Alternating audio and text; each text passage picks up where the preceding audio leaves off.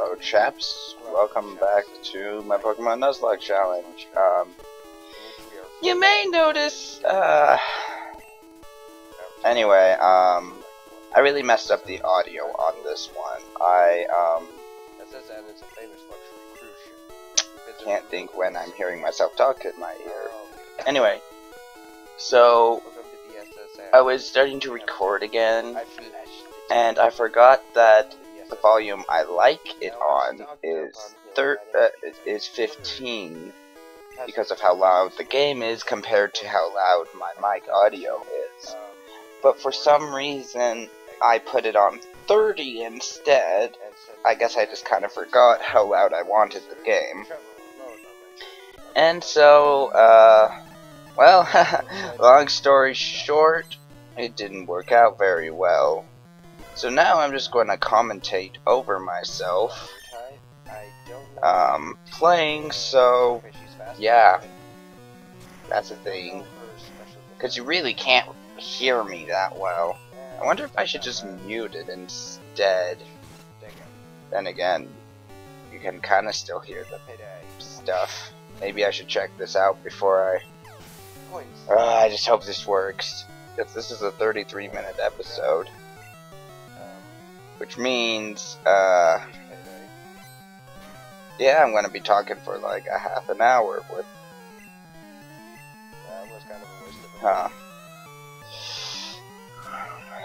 yeah, gonna have to talk for a half an hour.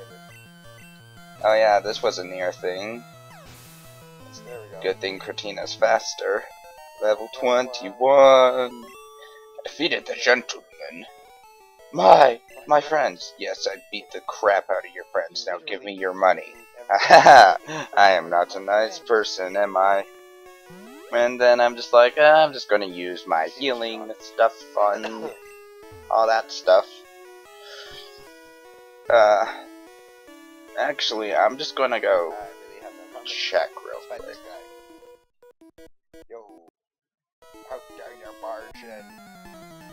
Yes, how dare I barge in? I mean, it's a boat, and I kinda just barged in. Anyway, I checked, and I guess it will be okay. It is kind of annoying to hear me talking in the background noise, but I guess that's better than, to have that background noise than just to have me doing nothing but talking. Yeah, know what I mean? Payday. Crit hit. I feel like that's something that's really useful about Meowth, because in Gen 1 you didn't really have very many options to get money. So if like you used a lot of potions and stuff, other than fighting and beating trainers, you didn't really get money.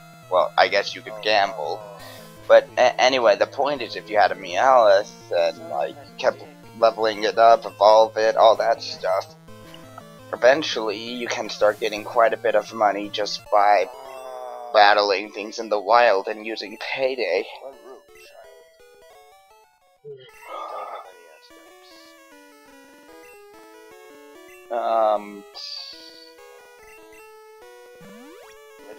Yeah.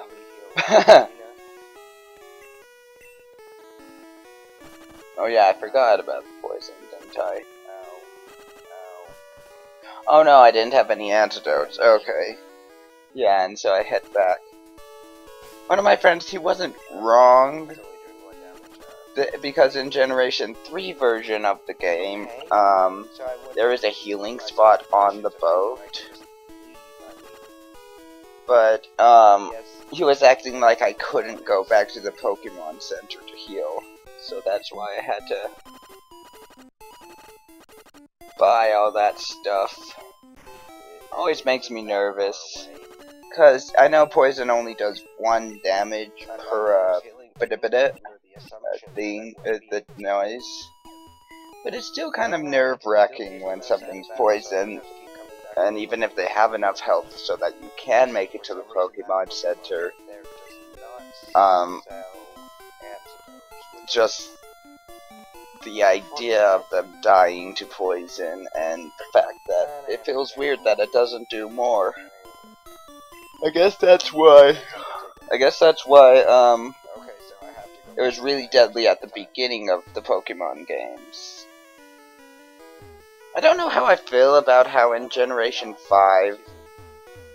Oh, was it Gen 5? I forget. Anyway, in one of the generations, it just...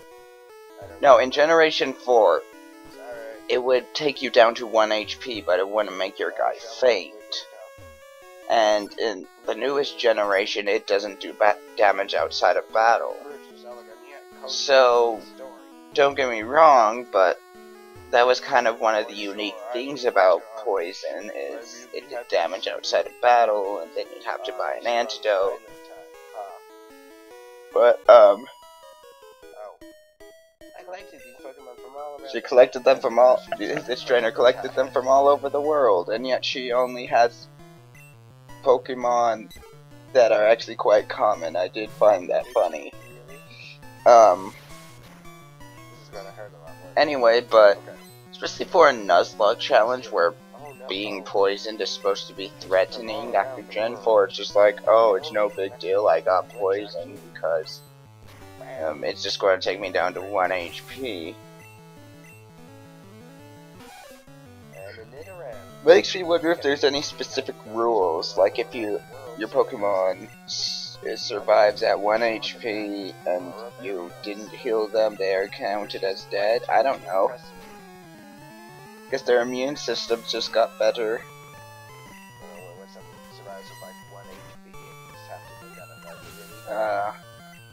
Yeah. Defeated last. Oh no, I went around the world. It was literally a Nidoran female and a freaking Pidgey. I don't think you went anywhere for those. If you had something like a Tauros or I don't know. Did you get that Nidoran from around the world? Jeez. It is to be noted that don't have much to say.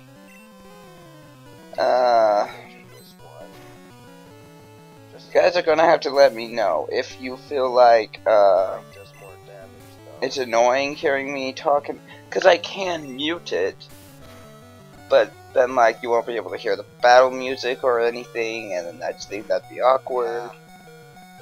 But it's also kind of awkward to hear me talking in the background, even though it's very, very faint because I'm recording over this.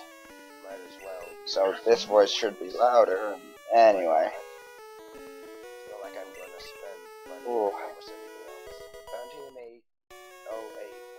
Yeah, I don't think it was a good idea to just upload this with bad audio. So now I'm uploading it with this audio. I wonder if I should re-release the episodes past this that I already uploaded. Nah, I don't really see why. I'll just re-upload this and count it as the upload for the day. I'll have to change the thumbnail too. I'm actually kind of surprised none of these cooks have any Pokemon to like. I am the chef. Summon the salad, right? Anyway.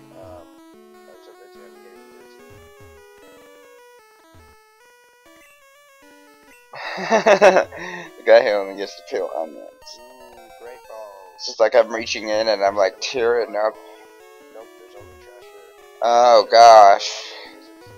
Nope, only trash here. Nope, there's only trash here. You'll get to see how much I love that phrase in the Lieutenant Surge section that's coming up.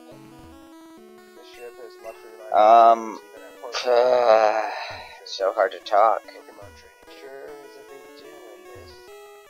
I mean, like, for reals, though. I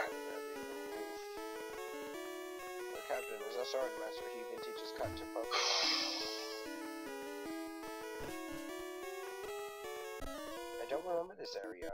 Kinda do. Ahoy there, are ya, seasick? You know, that is something funny. I think in a lot of the games they have a sailor. and the sailor is like seasick or like something like that. Especially the captain of the ship started that too. But I just find it funny. It's just like, you think if they were a captain of a freaking boat that they wouldn't get seasick. Like, okay, I don't know how seasickness works. I just know it has this kind of a form of motion sickness. So I kind of wonder if it's just one of those things that even somebody who's spent years at seas can get seasick. Or if it's one of those only novices get seasick kind of thing. Ow. Oh yeah, I totally forgot that poison was going to be super effective against the bug type of Kog'Maw. So that was interesting. I don't think it has any water type. Ah crap, I don't like supersonic. Digger's gonna dig. Yeah, I'm already... Sometimes that's something I find funny with a failed AI. It's like those Pokemon that like do nothing but use Leer, and then they never attack you. Like with the wild Pokemon. You're like, okay, but my defense stat gets taken back to normal once the fight's over. So, you just wasted my time. I mean, you know, they didn't do any damage and stuff.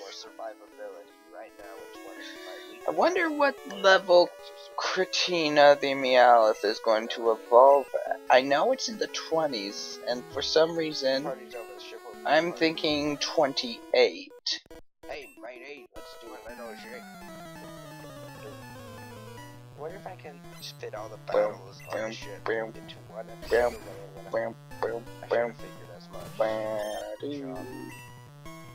I don't like Machop in this generation. I really wish I could catch one in this generation, though. They're so good.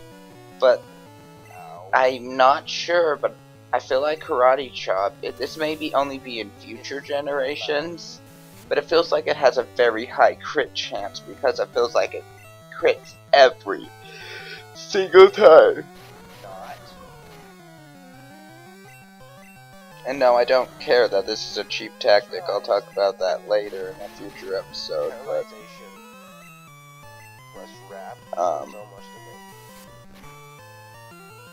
see, 3 crits in a row. Just kind of like, what the crap? It must have a higher crit ratio. I mean, Machop's fast, but it's not extraordinarily fast, so that it would be like uncanny for it. But like, see, my Fearo's faster and it doesn't crit half as much as that. So it must have something to do with the move. Shelter. I forgot. Did it have an ice move at this point? Nope, but it had Supersonic. Yay! We all know how much I like Supersonic. Supersonic is actually, there's actually a fun story. Oh yes, the crit hits. When it comes to, oh yeah, you're still confused. Supersonic only has like 55 accuracy, even in future generations. Meaning it only hits a little over half the time. And that's something I really didn't like about the move, is I got a Zubat thinking, oh, I'm going to be confusing people left and right. And then it just missed, and it missed, and it missed. But whenever the AI uses it, they get this unfair accuracy advantage. Then again, I guess it's balanced because you have 6 people in your party, and it's not like a status effect, but still. Speaking of status effects, not very many people use Paris, mostly due to its times for weaknesses. Yeah, Paris and Parasect are times 4 weak to flying, times 4 weak to fire, and times 4 weak to poison in this generation.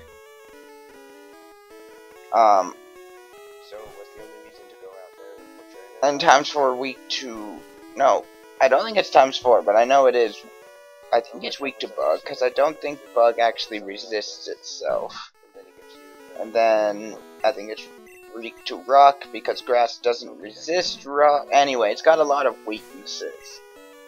And it's quite slow, not as durable as you would want it. But it's got a decent defense and attack stat. Okay, the reason I'm bringing this up is it's interesting that sleep powder, poison powder, and like stun spore all have 75 accuracy, but one that has a lot better accuracy is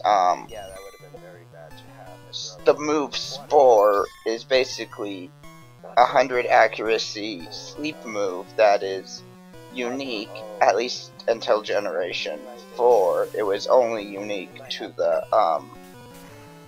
Parasect line. I don't know why I'm bringing this up. I guess I just thought it was interesting. I feel like there's a lot of Pokemon that have like hidden potential, but nobody uses them. I mean, when's the last person you saw whoever used a Parasect? I mean, I guess there are some. Gosh, I'm watching myself, and my hair must have really itched that day. I must have needed to shower. Should always shower before I record. How far into this episode are we? Oh, 16 minutes. Yeah, that's 17 now. 17 of 33. Only 16 more minutes, basically. I think I forgot to mention this while I was recording it, but Tentacool and Tentacruel are actually some of my favorite Pokemon. Well, at least water-type Pokemon. Interestingly enough, because of the special stat, because in Gen 2, in Generation 2, they split the special stat into now special attack and special defense, and there were certain Pokemon that just had high special in this generation. Tentacruel was one of them. He had pretty high special, meaning he was actually quite tanky, which he still is, but he could actually hit a lot harder with things like Surf and other moves that fell into the special category. However, when they did the special split, they decided to split it, have some guys get high special attack, and some guys got high special defense, and some they evened out. And one of them that they gave really high special defense was Tentacruel. It just makes me wonder how different it would have been if they gave Tentacruel really high special attack instead.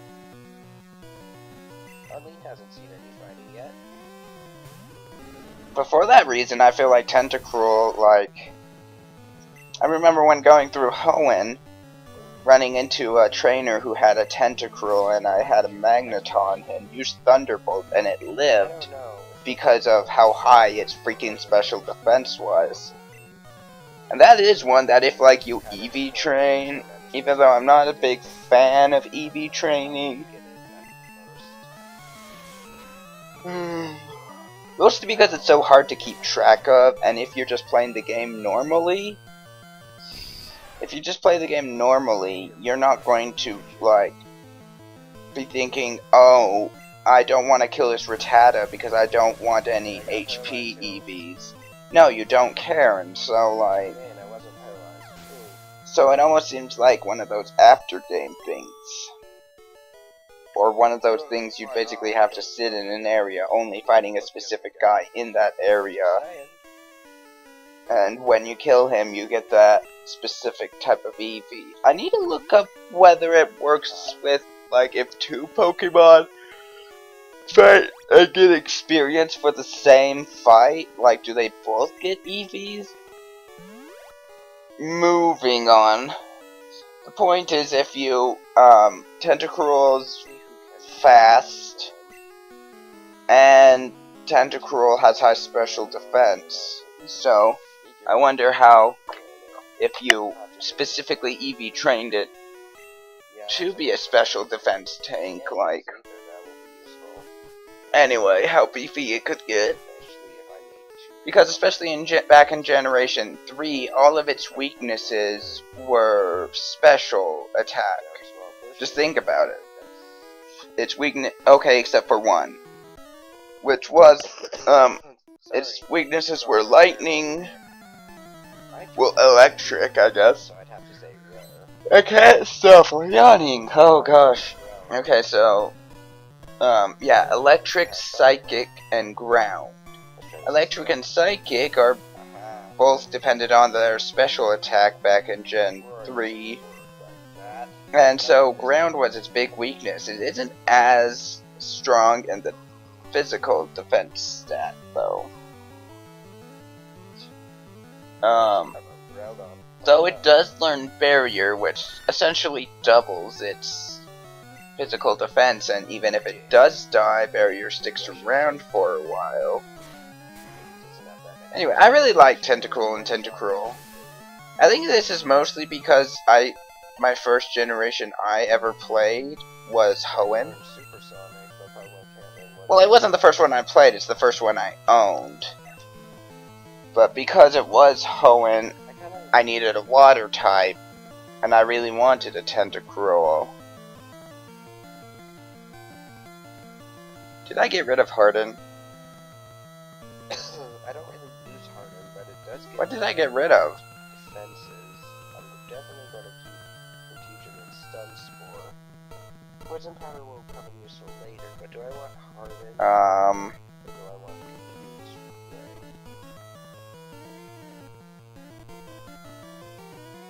Yeah. Why did I get rid of Harden? I'm an idiot! Oh well, okay, I guess whatever. Oh yeah, I was learning Supersonic. Well, I guess it's not that bad, but it is kind of one of those. I could have got rid of one of the status effect moves and kept Harden, because that's really helpful. Speaking of Harden, that's how I beat Brock in my most recent Nuzlocke challenge. Me and 3 friends.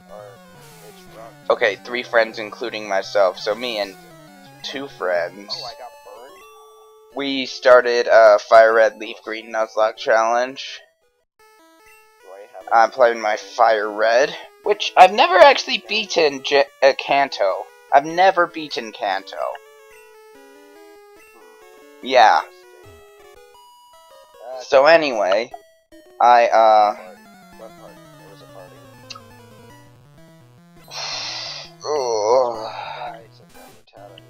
Anyway, we each drew a card and to figure out which starter, since there's 3 of us, each of us got a different starter, and I got picked with, conveniently enough, Charmander.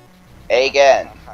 Of course, this is Generation 3, and Brock's Onyx knows Rock Throw, and even with my rules, level 14 Charmander has no chance versus level 14 Onyx if it uses Rock Throw. If it uses Bite, or if you burn it, it's going to probably be okay, but here I am paralyzing a freaking Pikachu. Yeah, I don't want to get caught out there. Okay, I'm gonna finish, but I'm gonna remind myself about that paralyzing a Pikachu thing.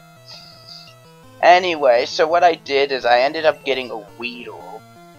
I raised it to a level 14, well, level 13 Beedrill. I forgot what level it was. Anyway, the point is, I went in, fought the other trainer.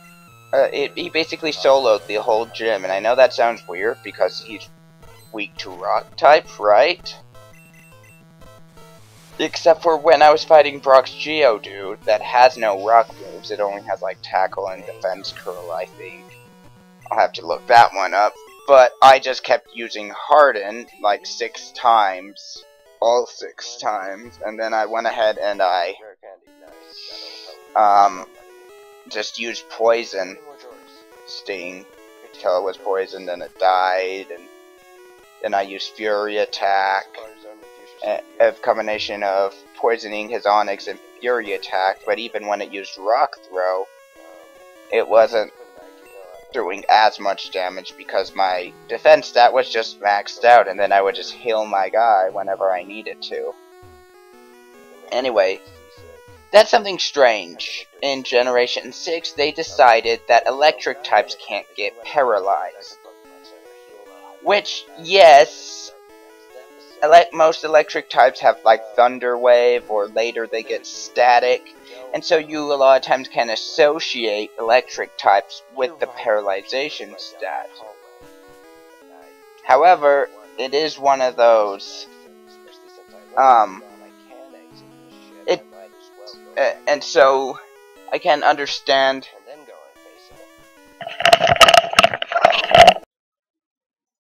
Sorry about that, got a phone call. Which I really love when I'm recording, because then I have to stop the video and then I'm going to have to splice this later. And oh look, it's our rival. Bonjour, Pink, I imagine seeing you here. Pink, were you really invited? Besides your Pokédex coming, I already caught 40 kinds, found different kinds are everywhere. Crawl around in grassy areas. Like no duh. Maybe I'll continue my rant about paralyzation, because this is going to be kind of an intense battle. That's kind of awkward. Which I think is pretty much the last thing I do here. I'll just finish real quick. For ice types not to get frozen makes sense. For fire types not to get burned, that makes sense. For poison types not to be poisoned, that makes sense. And I guess they just kind of wanted that one type that was immune to being paralyzed. But it doesn't make any sense, especially, like, if it was Thunder Wave was the only big paralyzation move, maybe. But then you have moves like Stun Spore, which, even if you're an electric type, would probably still paralyze you. And since electric types are really fast, and that's a way to deal with their speed, I don't know. I didn't really like that. I mean, I know that seems a bit nitpicky, but you have to admit it kind of doesn't really make sense why electric types would be immune to that. Anyway, I had to send out Julia because Kog'Maw was starting to get low on health, and that's something I didn't want to risk. Druckly, Julia, and yeah, I don't like Raticate. What did I end up doing here? Oh yeah, Fury Attack.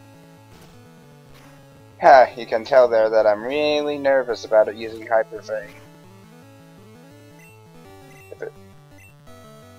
Oh yeah, I was I forgot he used the freaking potion.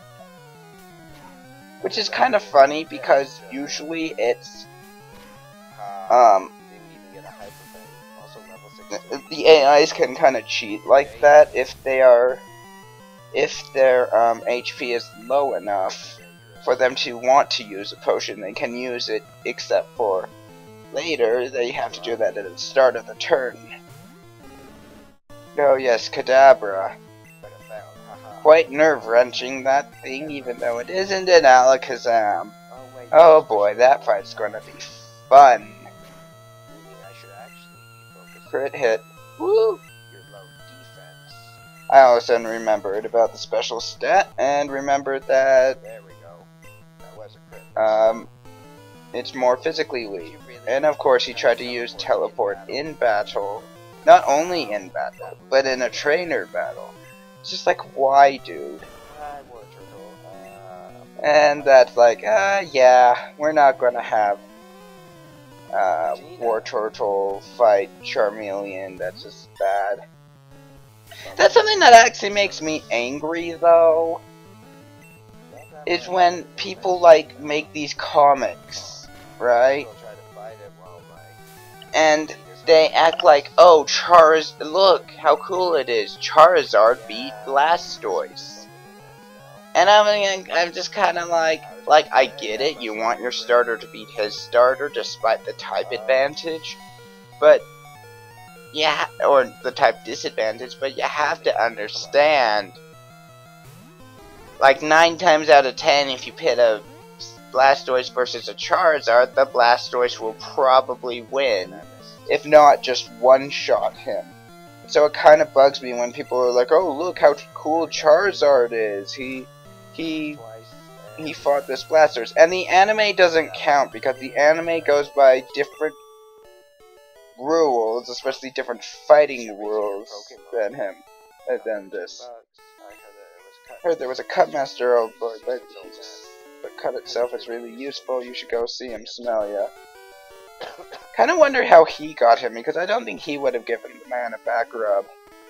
Back rubs for everyone.